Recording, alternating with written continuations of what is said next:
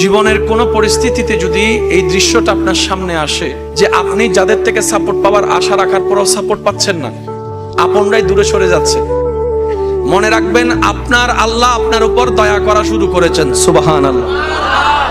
ওই বিপদ থেকে আপনি যাদের সাপোর্ট নিয়ে উঠতে চাচ্ছেন, রব চাচ্ছেন আপনাকে কেউ না করুক সাপোর্ট, আপনার আল্লাহই স্বয়ং আপনাকে সাপোর্ট করতে চাচ্ছে বলেই মানুষকে দূরে সরাই দিচ্ছে। সুবহান। জীবনের প্রতিটি বাধা তোমার ইচ্ছায় আসে। কখনো কখনো এই পরীক্ষাগুলো এত কঠিন হয়ে যায় যে আমি নিজেকে খুব ছোট এবং দুর্বল মনে করি। তুমি বলেছ, তোমরা বিপদে ধৈর্য ধরো, আমি তোমাদের সাথে আছি। হে আল্লাহ, আমি তোমার দরবারে হাত তুলে বলছি, আমাকে সেই ধৈর্য দাও যা তোমার ভালোবাসার প্রমাণ।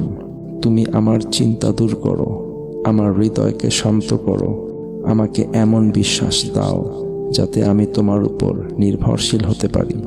আমার জীবনের প্রতিটি কষ্ট তুমি সহজ করো, আমাকে তুমি তোমার রহমতের ছায়ায় রেখে দাও। আমিন।